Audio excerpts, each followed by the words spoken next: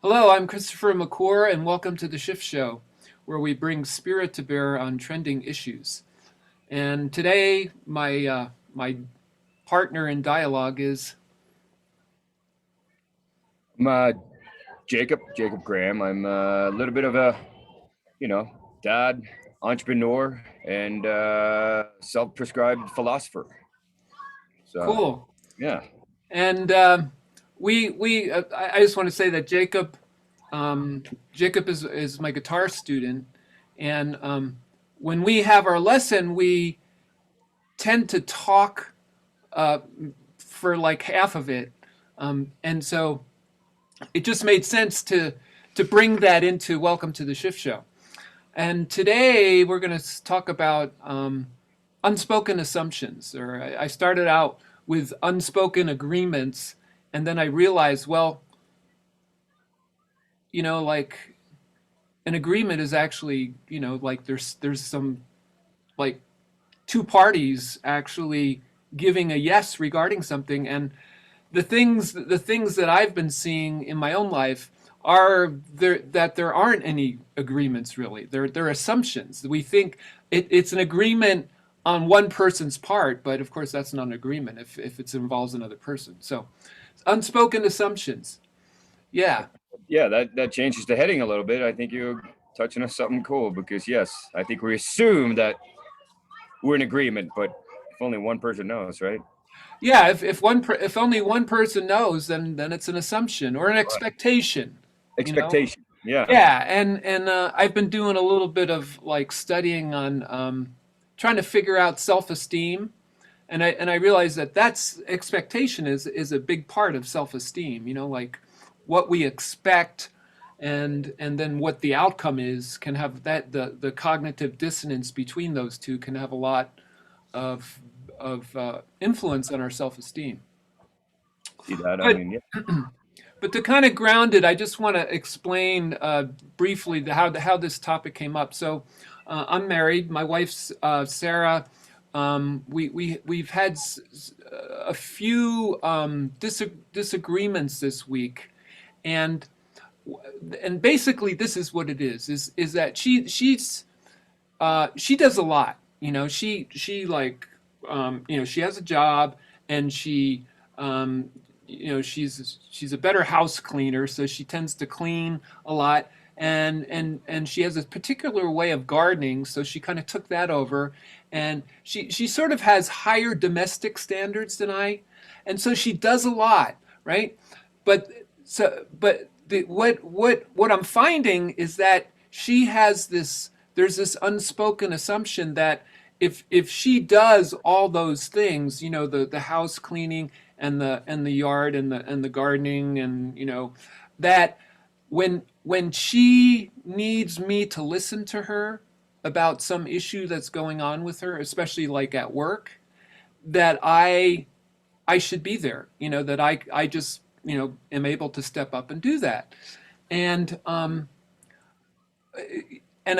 there's been a couple of she's got there's some difficulty for her at work this week, and when she's expected me to do that, I've been having sort of a difficult time in general this week myself, and I haven't, either she hasn't asked me beforehand, or when she's asked me I said I don't think I can do it now.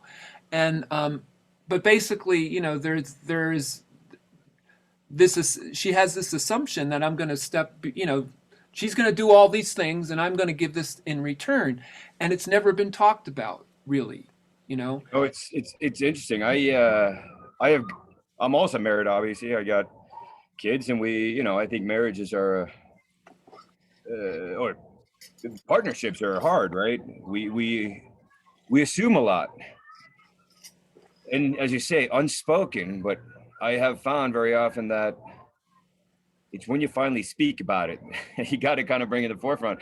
You say kind of the things that you're saying. I certainly have the same problem, and often I think when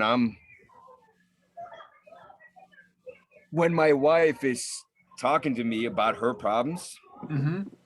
I don't know if this is if this is a weirdly programmed, almost gender thing, or whatever. But I have a tendency to listen, but I want to fix it.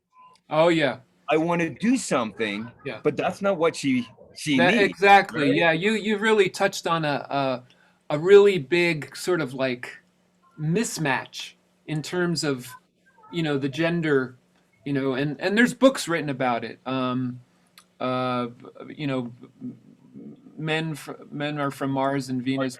Yeah, yep. Women Never are read from it. Venus. But it's exactly that. Our tendency is to want to fix it, and that's not what they want. What they want is to be listened to the way women listen to each other, right? So it's come up a number of times. It's like, yeah, but I want you to listen to me like my friend Megan listens to me, and I'm going, yeah, but I'm not a woman. It's like, but the thing is I just wanted to put this in here. It's like, I actually do want to be able to listen to her and give that to her, and I do it. There are times when I do it like exemplarily. It's like, but it's not. No, I'm not good at it because I do exactly this that she actually complains about it a lot. I have a tendency to not even let people finish, and as I just did to you, I feel like interject my solution, which Yeah. might not be the solution at all. But again, you know, my assumed vision of the world is that clearly what is here must be the solution. Clearly, What my solution must oh, be the you're must right. be the solution. Yeah.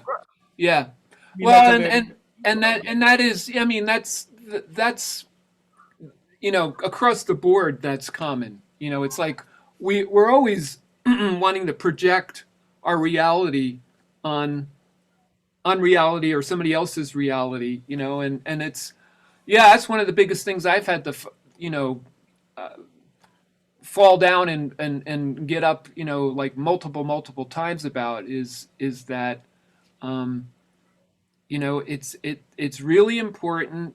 What I found is really important to allow somebody else's perspective before I interject my own, and that, and the best way that I've found of doing that is, it comes out of what's called nonviolent communication, or it's also called compassionate communication, which is mirroring and validation, right? So, it's like, oh, so what I heard you say is such and such, and I can understand how you would, view things this way, or that you would feel this way, right? And then the person feels heard, and then when I go, and yes, and I, yes. my perspective is, and they're much more, willing to listen to you if they feel listened to, you know. Absolutely, and I think that's as we talked about before. That's a dialogue again. Kind of touching on this idea of speaking about the unspoken. I love having people over and having dinner gatherings with people of different opinions, people of different backgrounds, people of whatever, and uh, getting into the what should I call the forbidden subjects. So, Like religion, money, religion, and politics, money. politics Yeah, is what I right. would say, Yeah. right? And doing it, people get right away very scared of these topics, which I think are the topics that absolutely must be discussed, especially as a society. These are important. If we want to progress, we got to talk about this. We got to have it in the open. But as you say, I think it comes from not trying to change someone's mind, but be heard, but yet listen and learn, right? It has to be that. It has to be communication, not Or the way I've a been debate. talking about it is it's discussion rather than debate. Right. I'm Yeah. not trying to win. Hmm. I'm trying to learn. Try to And learn, and try to have, it's like have the consciousness of us grow. That's a one of the best ways is to discuss. right. Yeah. Well, Go then you ahead. almost touch on that higher being of getting to a combined consciousness, not just my consciousness. Right. And then we get into, that this what we're moving towards, if you believe this, and I certainly a lot of people do, and I do, which is that, the solution to our problems in the world is a collective shift. Right. Okay. That we yes, we have to work on ourselves. We have to, you know step up, each of us individually, but we also have to do it together. That the you know the there have What been, at different points in history, there's been saviors, Buddha, Jesus, whoever they are, but the new savior is actually us. I can see that, but Yeah.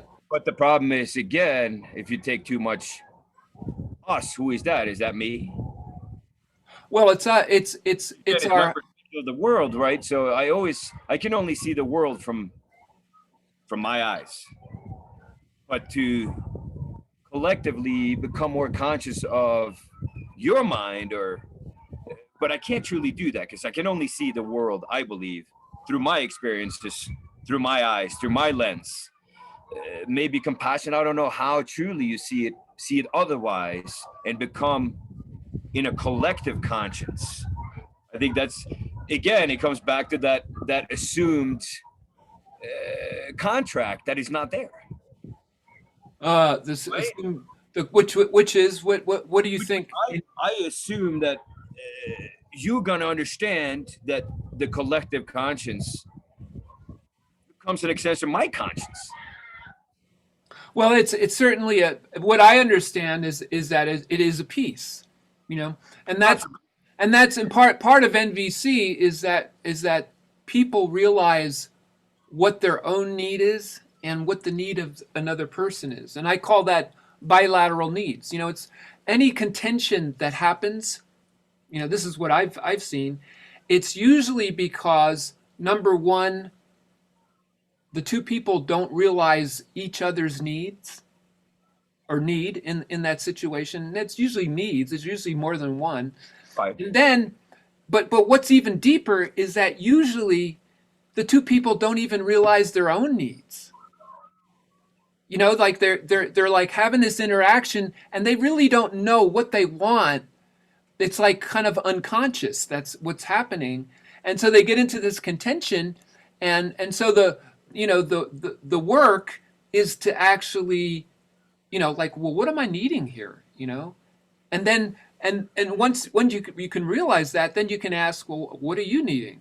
And then if you can actually put both of those needs on the table, then you can come up with a win-win. If you truly want, like in a collective agreement, then it's always possible to come up with some kind of win-win. It is, but it's hard enough even with your wife and your children.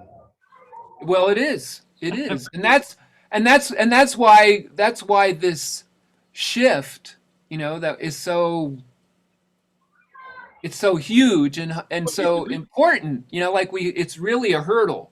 It's really a hurdle, individually and collectively.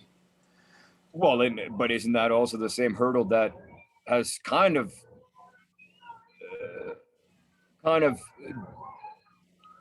dwindled through all of human existence? I think, are you referring to like individualism versus collectivism, something like Well, in a that? sense, right? I mean, in Yeah, order to be collective, I first, as you say, you got to understand your own needs, but many of us that's have right. no idea what our needs are. Right, and that is, I mean, that's, is that part of self-realization? I don't know, but it's yeah, yeah. But I've found that I can, in a contention, I can usually, like go inside and figure out, oh, I'm needing, uh, I'm needing to be heard about, such and such, and once I can verbalize that, it's like the situation starts to clarify. You Now, know, I hold you in high regard as a as a bit of a, well, intellectual, a thinker, I should say, and curious mind. Which I can't say that for everybody I've met. I believe everybody has some curiosity, but I don't think everybody is as aware as you are, or trying to be. You're trying to climb that incline plane of being enlightened in that sense. But I don't know if everybody.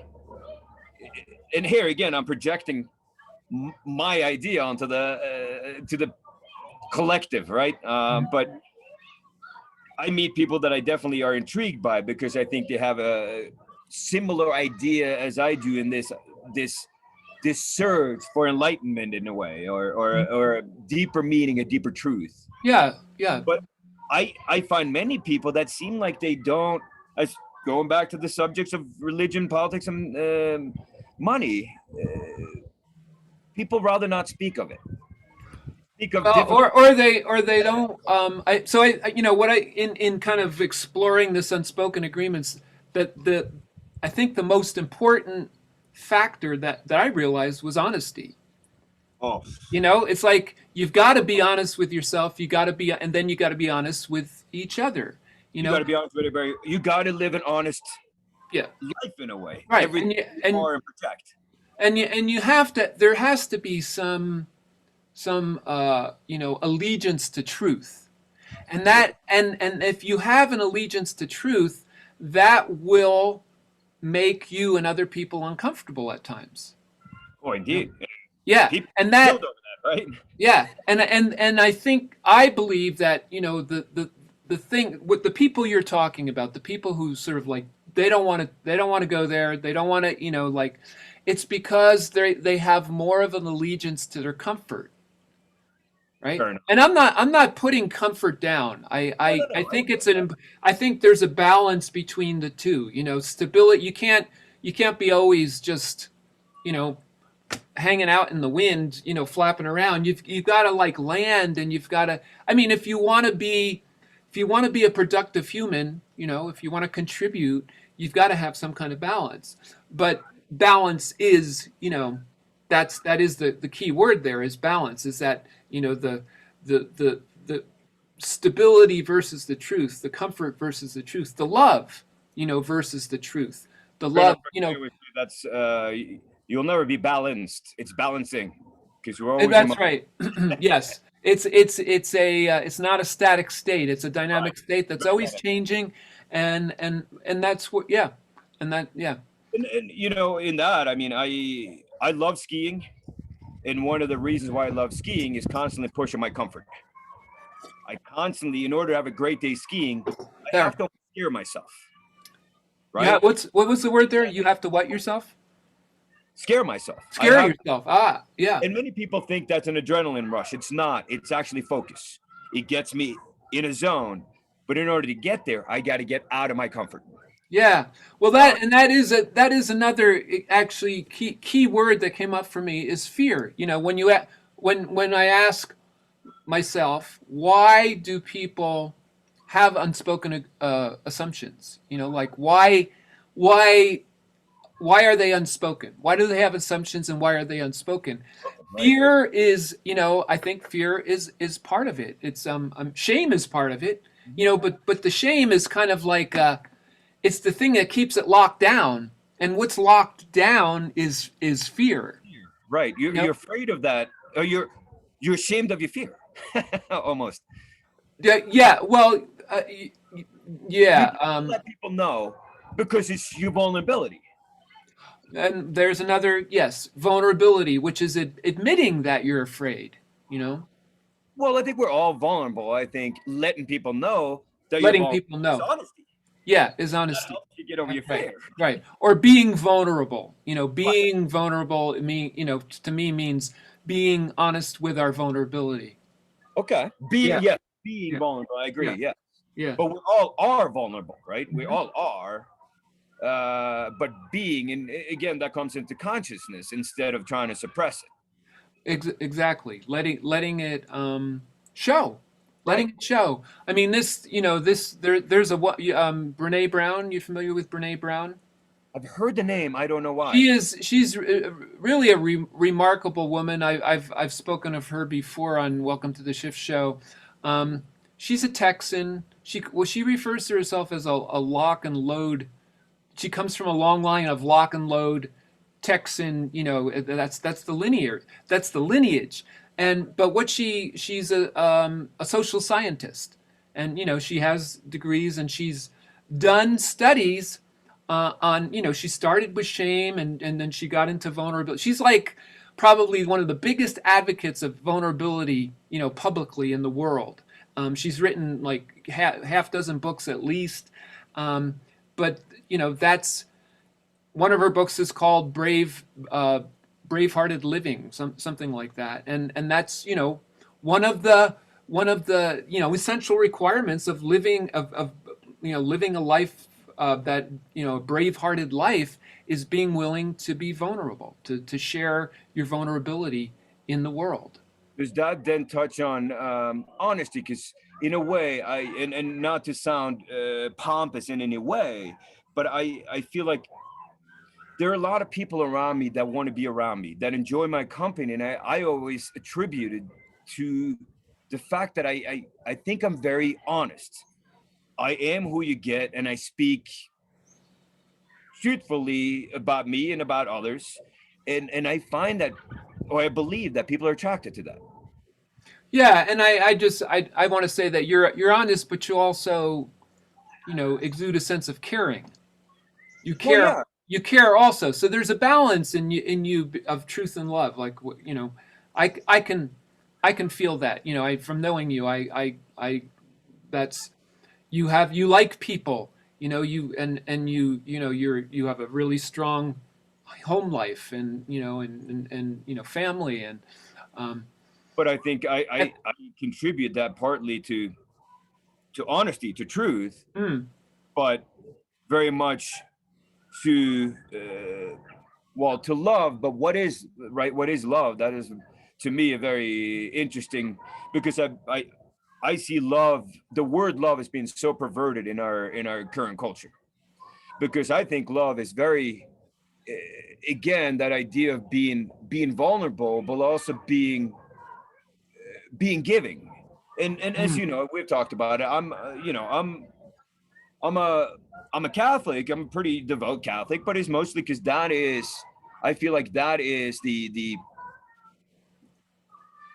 teaching that I grew up with, that has helped me get where I'm going. I don't say that that's necessarily the only truth. I believe there's only one truth out there in the world, but there are many ways to get there.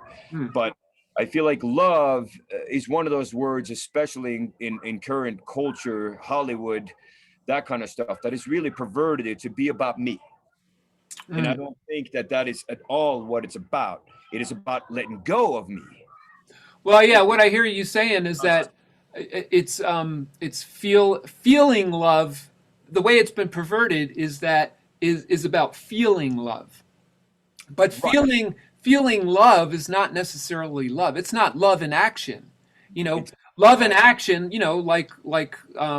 Hard love or whatever. It can be, being, you know strict, and providing discipline for your child. Well, in everyday life for me, that's something I got to explain to my children, right? When I say to them, "Hey, don't go play in the street," it's not because I want to be demanding and be a ruler. It's because I don't want to see him hurt. Yeah. But granted, then it goes a little bit into this whole idea. I've had conversations before about altruism. uh, I don't really believe altruism exists, or not for most of us. I think it's almost unreachable because nature has a funny way. By me loving my children the way I do, that I set boundaries and guidelines so they don't get hurt, it's also something that has a really good, it gives back the same way. Because by me being able to see my kids succeed or be joyful gives me joy. mm. To, as it is, I think that, the idea of science here, of what you put out, you get back. It's been proven that when you help a fellow human being, it makes you release serotonins, And you right? feel good. Yeah, you feel Right. good. You feel Right. good about Yeah. it. It's not, Yeah. so maybe the idea was to just be loving in the sense that I don't need anything from this, but you still get it.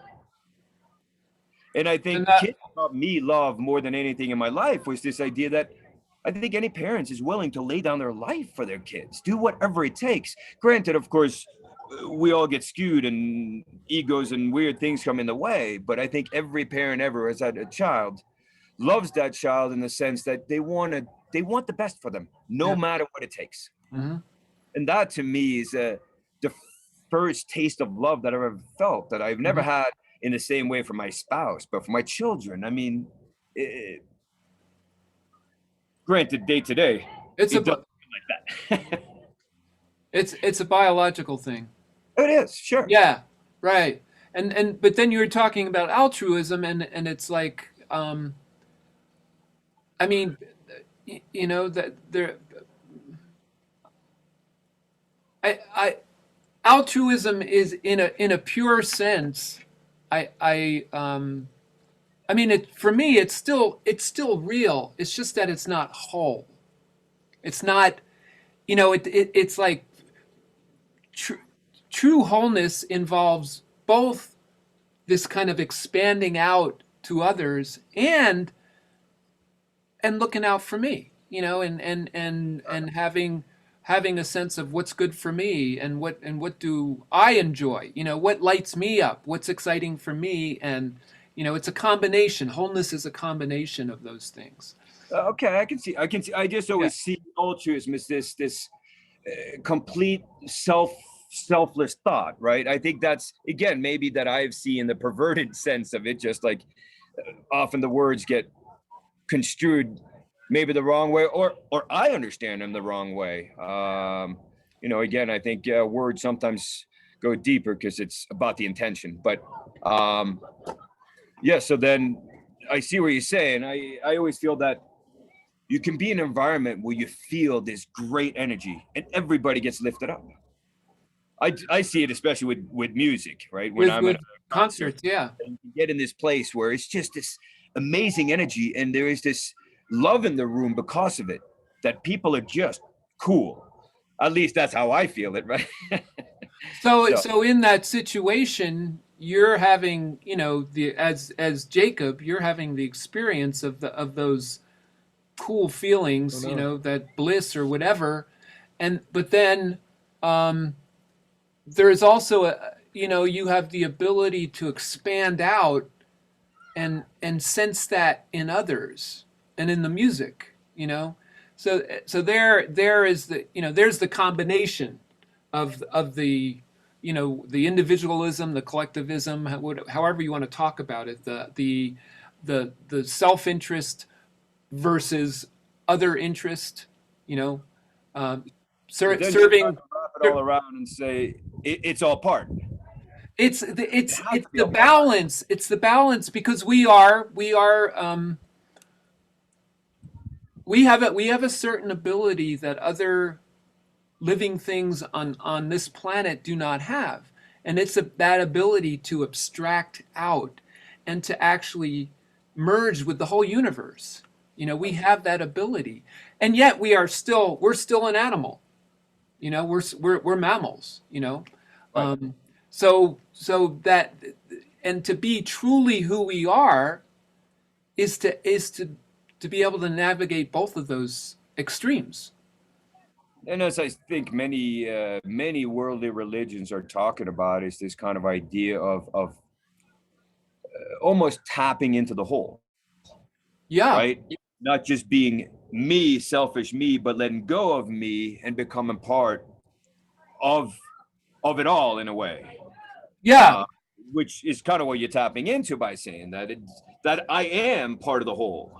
That is a truth. That is one side of the equation. The Right. oneness, that we are all one. That on the energetic level, which is the level that creates all the form, we are one.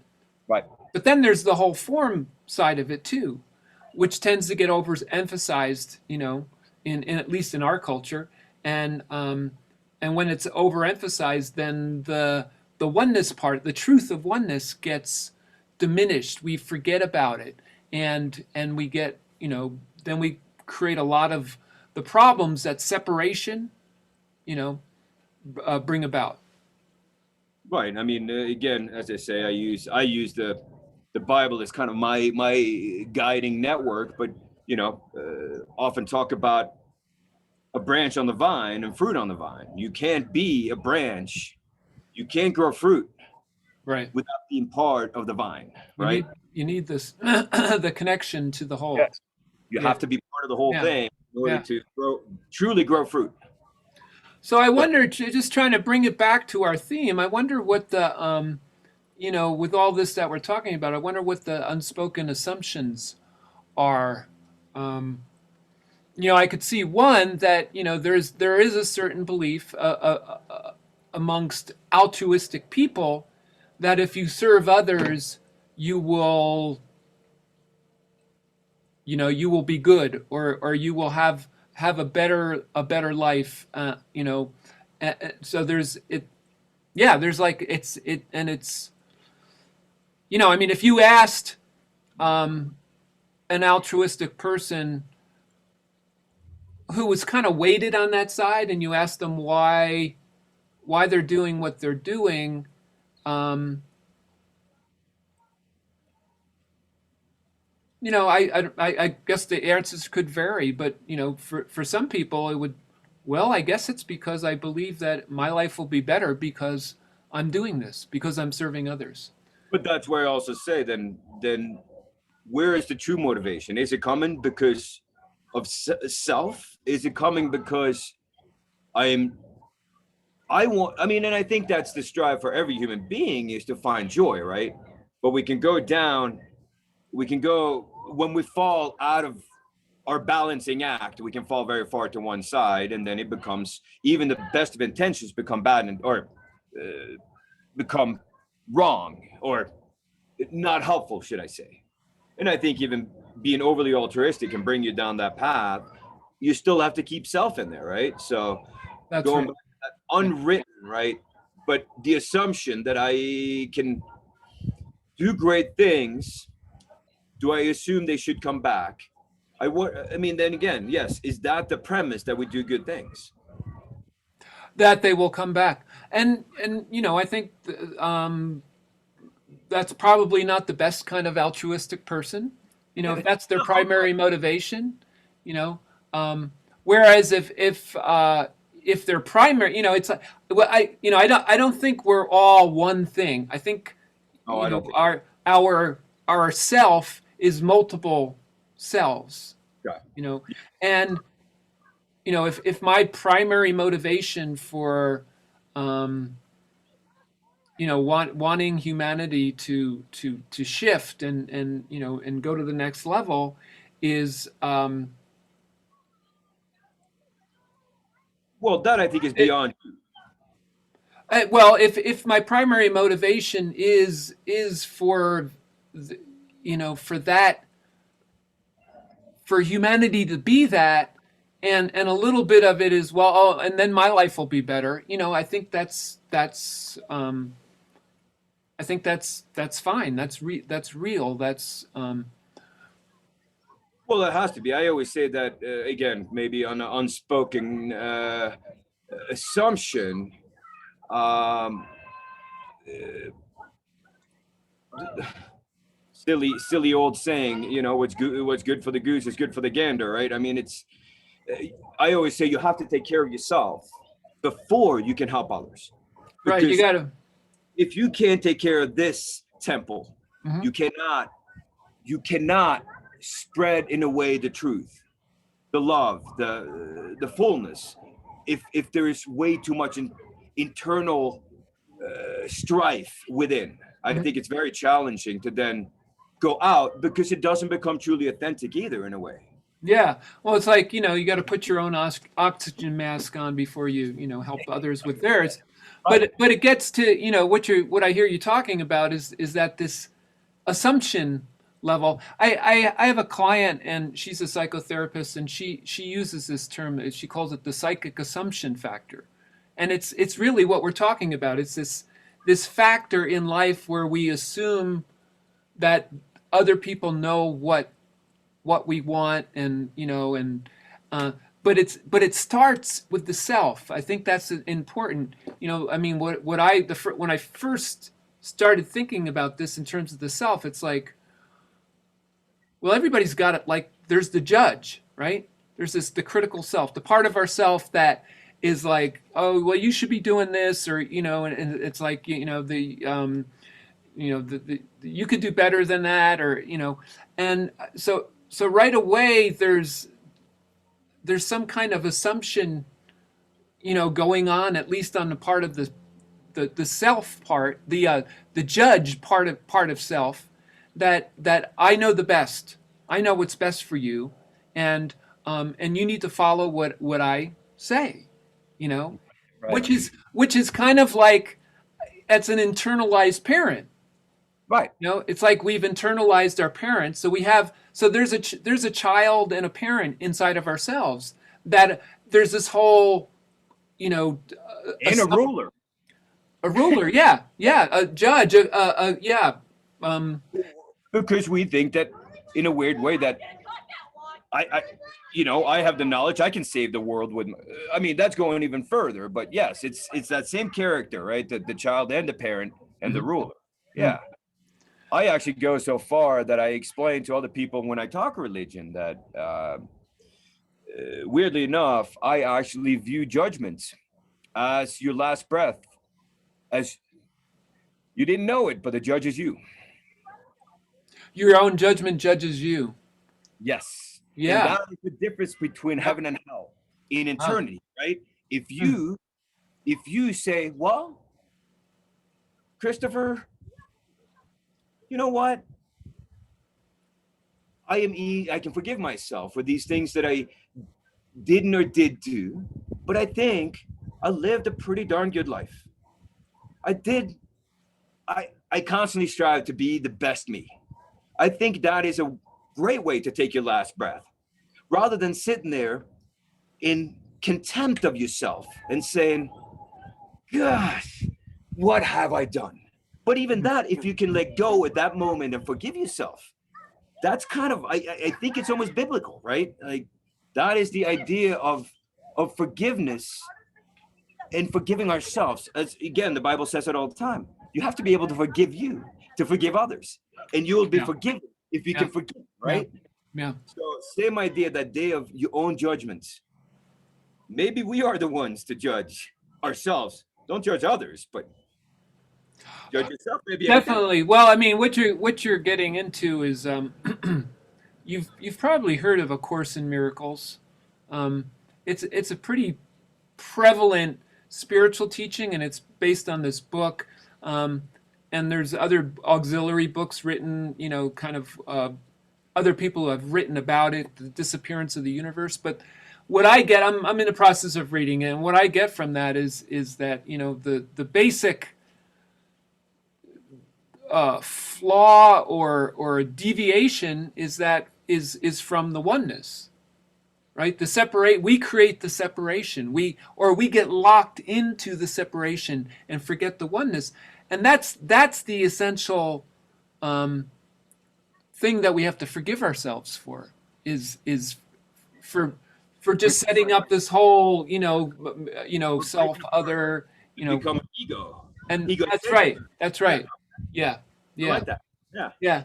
And and also in terms of, the self, this idea of living life on your own terms.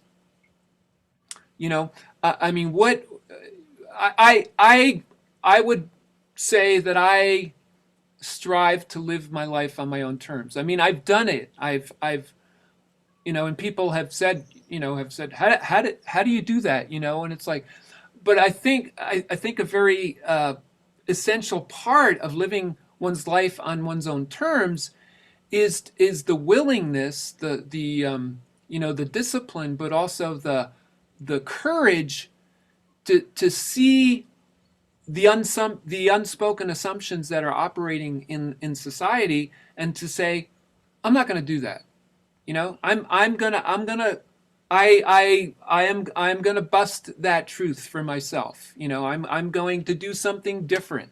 The willingness to do that is, it's Is like it I said, easy? it takes courage. Yes. I don't think it's easy. I feel like I do the same, that I think I live life very much on my own terms. Doesn't mean that it's in complete disregard of everybody else. Right, It, right. it's, as you said, I think it's understanding the unwritten agreements, but I'm not agreeing to that.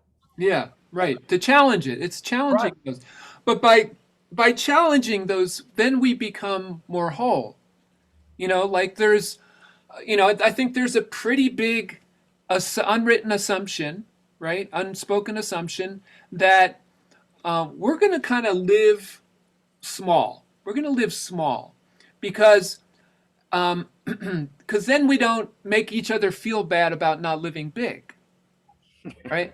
And then once in a while, somebody comes through, who really lives big, and people, it's like, no, you can't do that, It's like, so they're breaking that unwritten, assumption that we have to keep it small so we don't make people uncomfortable. And I mean, to be honest, I run into that all the time. Just talking to people. Like I tend to like to talk about big ideas. I like to talk. I like to probe into human psychology, and that makes a lot of people uncomfortable. I And believe that. I and like the same, but I've never thought of that. I do think that we're all called to live large with fire, mm, with massive, to let that energy flow. Definitely, because that's the only way you can find I think, your true potential. But fear holds most of us back. yeah. Yeah, and and we talked about fear before, but it's fear of this is what I think it is. I think one of the other things in the Course in Miracles is that it's how you understand this statement. We are made in the likeness of our Creator, right? Which, Which which which my to me, I get goosebumps when I hear that, because I love yeah. that. So what that means to me is that we have the ability to create the same way God, or whatever word you want to use, the creator has the ability to create. I mean, they're called it's called the creator because that's what it does. It creates. It doesn't even have to. It happens instantaneously. So we all have that ability to create, whether we know we're doing it or not. So living your full potential, you have to be part of that. That's right. Yeah, yeah. So I think it's our fear. It's our fear of, like, oh, you mean that thought's going to become reality? It's like, holy shit. It's like, i right. I may let's hold this back a little bit, like, let's. But biblical, to me, again, that's the difference between good and evil. That evil thought that makes you hold back, right? It doesn't need to be necessary. I mean, it is spiritual, but it doesn't have to be, demons and angels and demons. But it can be that fear is the dark side, right? Star Wars talks about that simply, Yeah, right? right. Fear leads to the dark side. It leads to anger and hate. Whereas not having fear, or living fully without fear, you find way more joy, and you can live fully. And the Jedi's can, I'm sorry to get into that, but No, that's fine. That's one of the great models of current of modern culture is right. Star Wars. Yeah. But it's beautiful because it's talking about feeling being part of the Force. And each Jedi, right? Only by touching it can you become a great Jedi Master, right? And it's also what we were talking about before. Now I forget what it was. That the Yeah. All right, it will come back to me. Um, Well, I it's funny how we always talk and manage to just I guess kind of dance through the forest of all the stuff that we may have intended to talk about, but yet to me it's a great dialogue. yeah, and so once we kind of get a sense of how this is operating, these unspoken assumptions in ourselves, then then I think we can have a better idea of and we can see it more clearly how it's operating in our interactions with others. The intrapersonal, you know, I uh, think you're of right. of But and then can we also be more honest in I mean, I tell my kids verbal communication is the simplest, right? It's the yes, simplest form yeah, of communication, the most direct. It's the easiest way to express how you're feeling or thinking. We can try to do it through energy and that, but it's a lot harder. It can be done, but you got to connect then on a whole different level. yeah.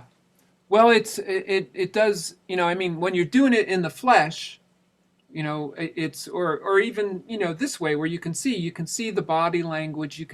You say something and you can see if they're getting what you're saying or not. Whereas if you try it with email or even on the phone, when you don't have that visual. Um, It doesn't quite yeah. fly. I mean, So, text but honesty, yeah, way, right? yeah, So yeah, and yeah. What I was thinking before that I forgot it. It's just that it's that thought that I'm afraid of becoming manifest. I have to forgive that thought. I have to forgive me. This being who is somewhat mired in the separateness of creation. For having for number one, for being separate, but then for having a thought that's based on that separation. you know kind of sin. well, yeah, I mean, yeah, it's Forgive that. It's okay. Let's move forward, right? yeah, That's let's how. move forward. Yeah, and Right. I think when I was this unspoken assumption stuff, it's like a miasma. I think that's a word. It's a miring of like all this stuff that's actually on our radar screen, but we're like looking through it. We're not even seeing it. It's filtering everything that we're seeing. And this honesty, is cutting through. So then once we get that kind of a sense of that interpersonally, then it's more clear to see it collectively, like the vaccine, like what kind of unspoken assumptions are going on regarding the vaccine, like this is the only way that we are going to move Heal. through this and Right. and succeed. And that's really prevalent.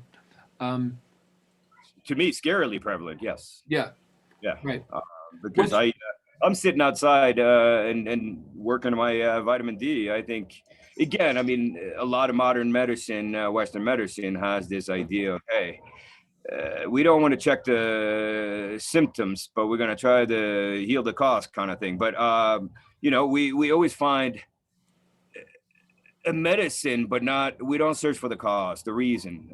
So in the same sense here, I think much are being overlooked, although there are many, many good scientists out there that are saying, hey, listen, this thing is definitely a scary virus that we're currently dealing with, but there are other ways to handle it by actually living healthy. And I'm not meaning what you eat, but it's everything you do. It's everything you do, right? Have everything? a healthy Yeah, mind, healthy body. physical, emotional, Right. mental, spiritual. Yeah, whole, And you know what? whole, Going for a whole. hike is part of that.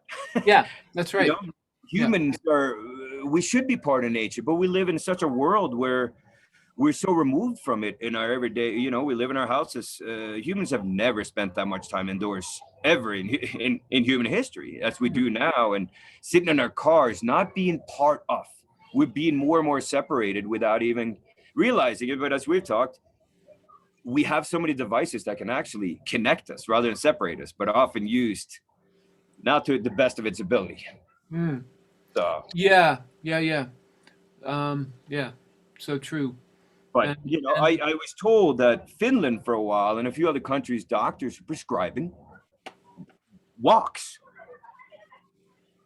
like go for a walk, yeah. right? For both psychological and Mhm, other elements. And mhm, uh, if you know Colorado history, one of the big booms in Colorado, I think I might be wrong. I want to say it was for tuberculosis that they mm. believed that sunlight would help. So they shipped all these guys to Colorado to sit on these uh, medical facilities that they spent time in the sun. Huh. So but I, somehow I thought it was because of the dry air, and now that I understand terrible. more, now that I understand more about dry, the dry air versus moist air, I know for like steaming, when you breathe in like a sauna, that, or not sauna, but you Steam know, rooms. Yeah. steam, a steam room, that's actually good for you, good for Mhm. your lungs. So yeah, The dryness, I yeah, don't think it's a good one. I think it's yeah. sunlight. And I always say, you look at a culture just less than 100 years ago. These guys didn't put sunscreen on, but you know what they did? They got out of the sun in the middle of the day, ate some food, and took a nap, and then they went back and worked the fields because that was the bad time during the day. But getting some sunlight, they weren't afraid of that. They were afraid of getting too hot Hmm. middle of the day, so you stayed out of it. And up till probably 1950s, even 70s, in most part of Southern Europe, you had siestas. You took this middle of the day, you took it off, you relaxed, but you spent some time with your family, maybe spent a little afternoon in the sun, and then you went back to work. Yeah, it's more, once again, it's more holistic. Yeah, I Like believe it's more into instead of grinding through 8 hours, work, comfortably through four, and then yeah, yeah. yeah. So Because back to being when we part of it all. Nature is all around us, and it's part of it, right? yeah, when All that, we're part of nature. and Yeah. we kind of create our little. I think we're terrible at creating little boxes nowadays that almost separate us from nature. Well, From it is separation. It's yeah, emphasizing the separation. When we talk about the collective, I think part of what we're taught, the collective unspoken assumptions, partly what we're talking about is morality, or like this unspoken morality. It's like this is the way you do things, and you didn't know that. You didn't know that's the way you're supposed. And it's like. Um, yeah, I guess for me, I've all my life I've been a person who tends to challenge the norm. You know, so when somebody says, well, "This is the way you do this," you didn't know this? It's like, and so there's shame, right? There's shame involved there, but it's also, there's a lack of respect and honesty. It's so I think I'm with you on that because I always question. I tend to question, often go into the question of why, right? Why do we do it that way, or why is that? And when you start looking, sometimes the answer is simpler sometimes than you thought it was, right? And you're like, well, maybe we shouldn't be doing it that way. But yeah. Well, speaking of the why, and the values that people have that are unspoken. Um, I mean, it's there's a phrase that came out, which is, I think it's just really kind of deep, and it really needs to be brought, the light needs to be brought to it. It needs to see the light of day, which is, if if you do or you don't do blank, then then that means that you don't really love me. It's like there's like a set of assumptions, that are, they're unspoken, and um, almost taught behavior in a way. But yeah, what was the word you used? I call it taught behavior because I don't know if Thought. it's right. I This see. I as you say right there, of course I go right back and say, well, that's not love. I mean, one thing I constantly try to remind myself is I can't change my wife. I can't change my children. I can influence them by being an example, and I can change by changing me. I can't change you. That's right.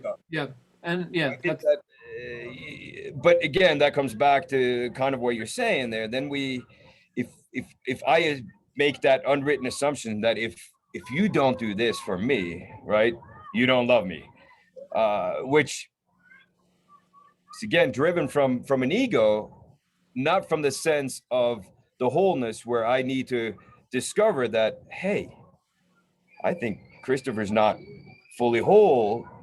So can I inspire him? How can I inspire him? How can I walk Yeah. with him? How can I talk to him? How can I I listen? I like that. I mean, I like that perspective that we can be, in a sense, we can be wholeness guides for each other. Because we all hold we all hold different parts of the pie of the puzzle.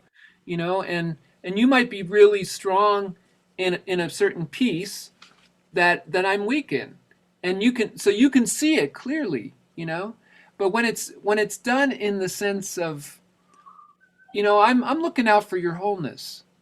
And it's, I mean, it's probably a tricky thing, because you can get kind of egotistical about that too, like, I'm looking, I know what's best for, it's like, it's not that. It's more like, it's just natural that we hold different parts of the puzzle, and that we can reflect to each other how we can become more whole.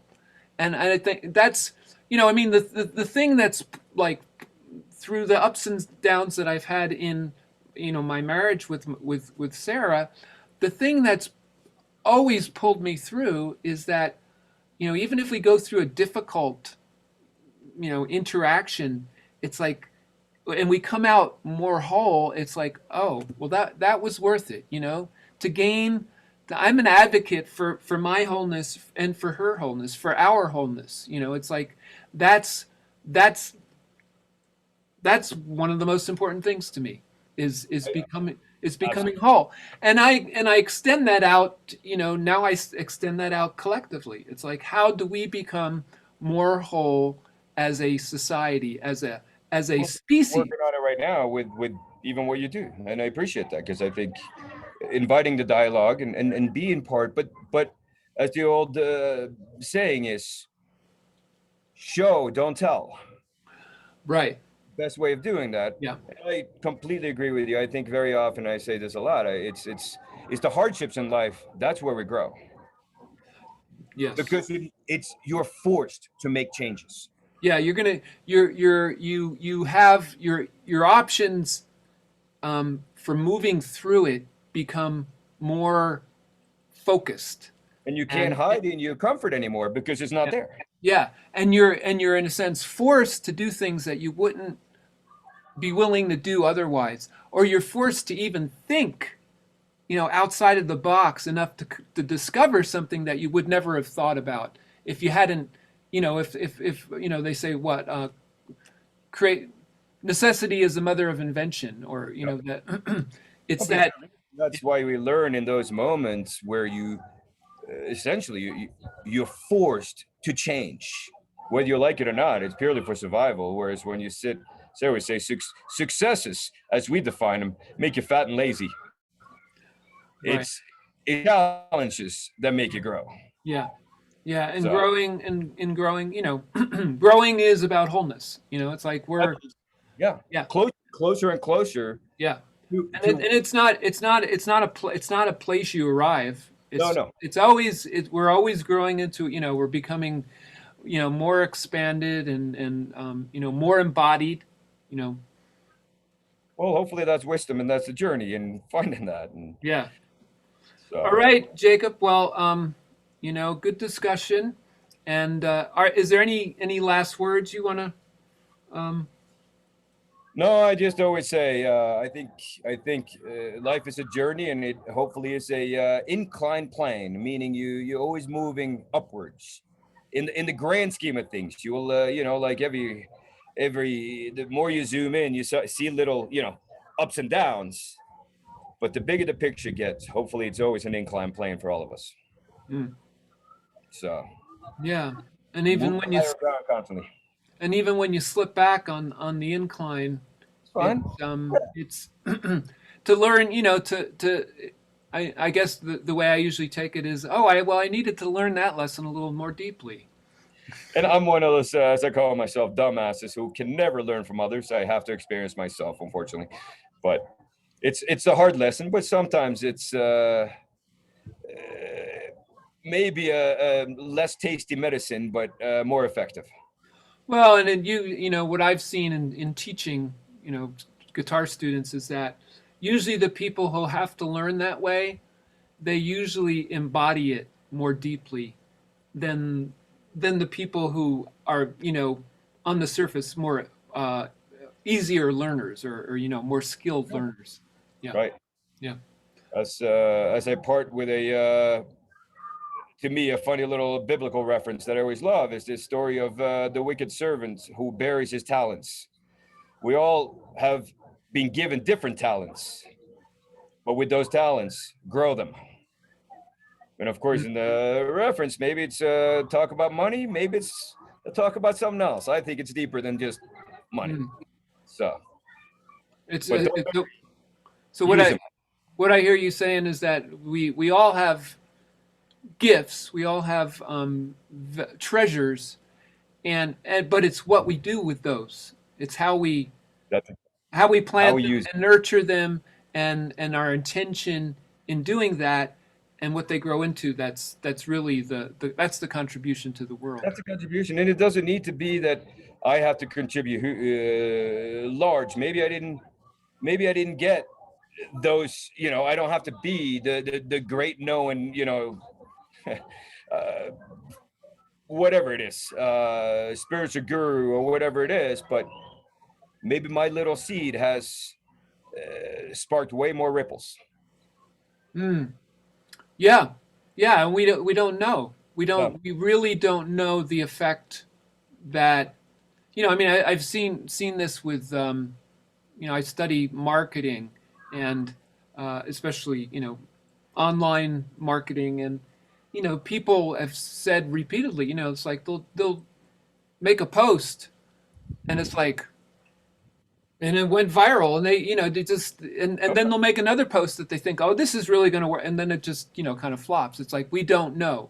We no, don't no. know. All we could do is and I also, yeah, maybe I'll just kind of end with this, that I liken it to songwriting, and it goes for any kind of creation, that you can't write a great song. You know, you can write a good song, and you can repeatedly write good songs, but the greatness is where your finger touches the finger of God. And God has to come halfway and touch your finger, and say, oh yeah, you got a good song there. Here, let's make it great. And there's something comes through that's beyond you, and it speaks to a lot of people. Well, be open. Be open to be the instrument. Yeah, that's right. Right? And that's why, I think in Indian culture, when they, like artists, actual, like visual artists, they do a painting, and they'll intentionally, like these are like masters, and they will intentionally make an imperfection in the painting, just as a symbol of their humility, Right. that they're that there's something beyond them that is more important than their own mastery. And I've heard what you said from many great artists that they really don't contribute too much to themselves, but that they are a channel, right? So you have to let it. You have to let it. Almost in the words of Eric Clapton, but twisted. You got to let it grow. I mean, flow. All right. Well, we'll finish with that, and thanks so much for being part of this dialogue, and this ongoing platform of dialogue and discussion. Well, I'm honored and humbled by it, and it was a lot of fun. Yeah. As I always say, we always have great dialogues that go go between here and heaven. I don't know. We always go somewhere, so I love Yeah. And now the world can hear it too. it. Yeah. All right. So be well. You as well.